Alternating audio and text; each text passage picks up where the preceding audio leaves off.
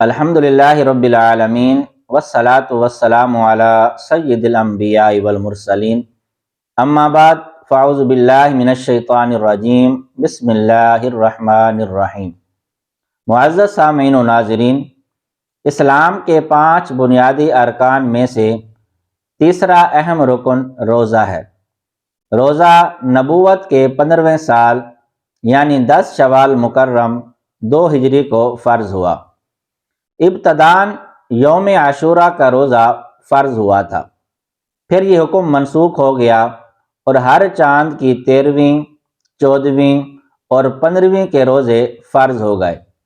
پھر یہ حکم بھی منسوخ ہو گیا اور رمضان المبارک کے روزے فرض قرار دے دیے گئے، مگر لوگوں کو یہ اختیار تھا کہ چاہے تو وہ روزہ رکھیں اور چاہے تو وہ فدیہ دیں، یعنی ہر روزے کے عوض آدھا سا گیہوں یا 1 سا جو صدقہ کر دیں۔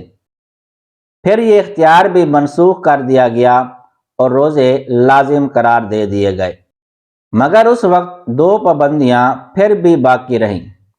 ایک پابندی یہ تھی کہ غروب آفتاب سے لے کر سونے سے پہلے تک جو کچھ کھانا پینا ہے وہ کھا پی لیا جائے۔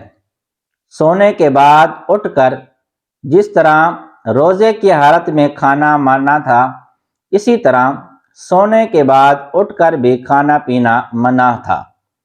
پھر ایک مرتبہ حضرت سرما رضی اللہ تعالی عنہ کا واقعہ پیش آیا کہ آپ ضعیف تھے اور روزے کی حالت میں اپنے کھیتوں میں سارا دن کام کاج کرتے رہے۔ شام کو جب تھکے مارے واپس آئے تو اپنی بیوی سے کھانا طلب کیا۔ آپ کی بیوی کھانا لینے کے لیے چلی گئیں اور آپ تھوڑا سا آرام کرنے کے لیے لیٹ گئے۔ جیسے ہی آپ لیٹے تو تھکاوٹ کی وجہ سے آپ کو نیند آ گئی۔ بیوی نے جب کھانے کے لیے آپ کو اٹھایا تو آپ نے کھانا کھانے سے منع کر دیا اور کہا کہ اب میں کھانا نہیں کھاؤں گا، کیونکہ حضور علیہ الصلوۃ والسلام نے سونے کے بعد اٹھ کر کھانا کھانے سے منع فرمایا ہے۔ آپ نے بغیر کچھ کھائے پیے دوسرے دن کا روزہ رکھ لیا۔ صبح کو بھوک کی وجہ سے آپ کی حالت غیر ہو گئی اور آپ بے ہوش ہو گئے۔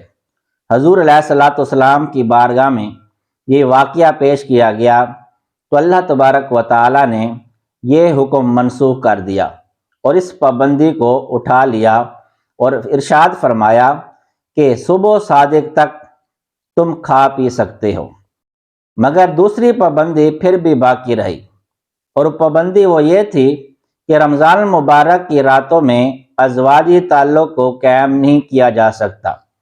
لیکن پھر حضرت عمر فاروق رضی اللہ تعالی عنہ کا واقعہ پیش آیا کہ آپ نے رمضان المبارک کی راتوں میں ازواجی تعلق کو قائم کر دیا۔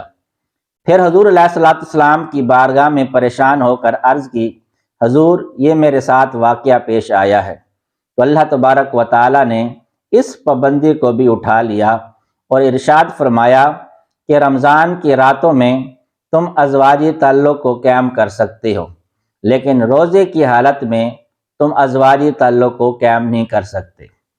عزیزان گرامی، روزے کو عربی میں صوم کہتے ہیں اور صوم کا لغوی معنی ہے رک جانا، اور شریعت اسلامیہ میں صبح صادق سے لے کر غروب آفتاب تک کھانے پینے اور ازواجی تعلق سے رکے رہنے کا نام روزہ ہے۔